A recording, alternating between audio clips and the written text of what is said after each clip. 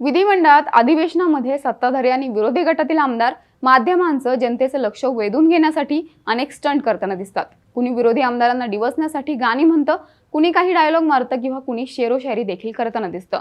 थोडक्यात सत्ताधारी आणि विरोधी गटातील आमदारांमध्ये एकमेकांना डिवचण्यासाठीची जुगलबंदीच अधिवेशनादरम्यान पाहायला मिळते। मात्र 1990 मध्ये चक्क एक आमदार विधिमंडळात पिस्तूल घेऊन आला होता। नुसतं घेऊन आलंच नव्हते तर विधिमंडळात चर्चेदरम्यान बोलताना या आमदाराने पिस्तूल बाहेर काढून सभागृहावर रोखून देखील धरलं होतं। मी बोलते शिवसेनेचे ज्येष्ठ आमदार प्रमोद नवलकर यांच्याबद्दल। मात्र नवलकर यांनी सभागृहात पिस्तूल का आणलं होतं आणि सभागृहावर का रोखलं होतं? थोडक्यात नवलकर यांचा विधिमंडळात पिस्तूल घेऊन येण्याचा किस्सा या व्हिडिओतून जाणून घेऊयात। नमस्कार, मी नम्रता आणि तुम्ही पाहताय बोल व्हिडिओ। 1990 मध्ये महाराष्ट्राच्या विधिमंडळात पावसाळी अधिवेशन सुरू होतं। वेगवेगळ्या कायद्यावर, त्याच्या छोट्या मोठ्या मुद्द्यांवर साधक बाधक चर्चा चालल्या होत्या।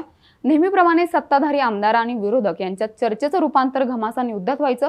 अशातच एक दिवस विधान परिषदेमध्ये कसल्या तरी विषयावर चर्चा सुरू होती। शिवसेनेचे ज्येष्ठ आमदार प्रमोद नवलकर चर्चेसाठी उभे होते। मुंबईमध्ये सुरू असणारे गँग वॉर आणि मुंबईची सुरक्षितता यावर ते बोलत होते। बोलता बोलता सहजच त्यांनी आपली बॅग हातात घेतली आणि त्यातून एक पिस्तूल काढलं आणि सभागृहाच्या छताच्या दिशेने दाखवत भाषण सुरू ठेवलं। आधी तर कोणालाच काहीच कळालं नाही। सभागृहात एकच हल्ला कल्लोळ माजला।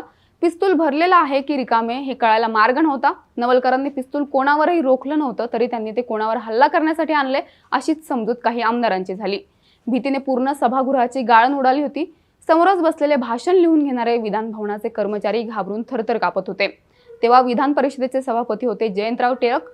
त्यांनी अतिशय संयमीपणे ही परिस्थिती हाताळली। त्यांनी शांतपणे नवलकरांना त्यांचं भाषण थांबवण्यास सांगितलं आणि आपल्या शिपायाला त्यांचा बंदूक काढून घेण्याचा आदेश दिला। आधी तर ते शिपाई देखील नवलकरांच्या जवळ जाण्यास घाबरत होते। मात्र अखेर त्यातल्या एकाने धाडस केले आणि ते पिस्तूल हिसकावून घेतले। नवलकरांनी देखील काही मोठा विरोध केला नाही। सभागृह तहकूब करून जयंतरावांनी त्यांना आपल्या केबिनमध्ये बोलावून घेतले। तिथे त्यांची सखोल चौकशी केली तर समोर आली ती गोष्ट अशी होती।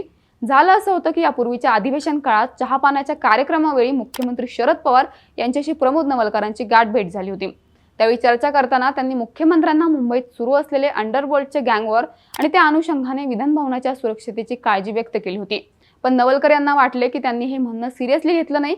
मग एकदा भाषण करताना त्यांनी घोषणा केली, जर विधान भवनाची सुरक्षा वाढवली नाही तर एक दिवस मी पिस्तूल आणि बॉम्ब घेऊन सभागृहात येईल। दम असेल तर मला रोखून दाखवा। प्रमोद नवलकरांकडे त्या पिस्तुलाचे लायसन्स होते, शिवाय त्या पिस्तूलमध्ये गोळ्या देखील नव्हत्या। त्यांनी ती बंदूक फक्त सिक्युरिटीमधील गलथानपणा दाखवण्यासाठी आणली होती हे स्पष्ट करण्यात आलं। पण त्यांनी ती बंदूक आणली कशी याबद्दल मात्र अनेकांनी शंका व्यक्त केली। मुंबईच्या समुद्र किनाऱ्यावर एखाद्या किल्ल्याप्रमाणे विधान भवन उभे, त्या काळातही मेटल डिटेक्टर विधान भवनाच्या दारात बसवण्यात आले होते। ठिकठिकाणी शेकडो सुरक्षा अधिकारी उभे असायचे। तर या सगळ्या अडथळ्यांना पार करून नवलकरांची बंदूक आत पोहोचलीच कशी हे कोडं कायम होतं। सगळ्या सत्ताधारी आमदारांनी त्यांच्यावर जोरदार टीका केली की हे बंदूक त्यांच्या ड्रायव्हरने आणून दिले, पण नवलकरांनी याला नकार दिला। त्यांनी स्वतःच आपल्या भाषणात पिस्तूल आणण्याचे मार्ग आणि त्याच्या शक्यता बोलून दाखवल्या।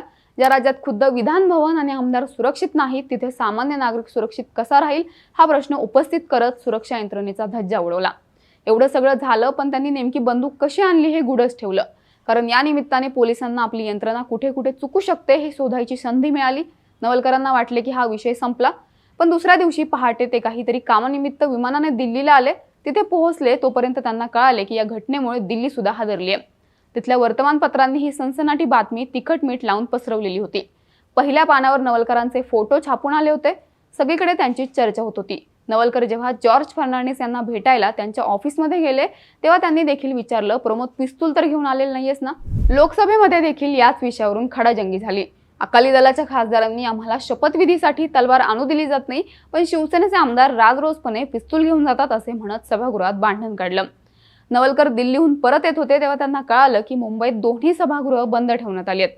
परत जेव्हा विधान भवन सुरू झाले तेव्हा सुरक्षा व्यवस्था अगदी कडक करण्यात आली होती। आत येणाऱ्या प्रत्येक आमदाराची काटेकोर तपासणी करण्यात येत होती। आधीच भडकलेल्या सत्ताधारी आमदारांनी नवलकरांना निलंबित करावे अशी घोषणा देत कामकाज बंद पाडलं होतं।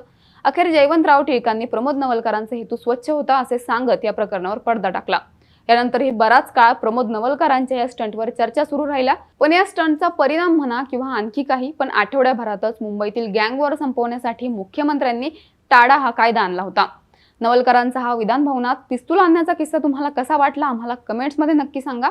आणि यासारख्या व्हिडिओजसाठी बोल व्हिडिओच्या YouTube चॅनलला सबस्क्राईब करायला विसरू नका।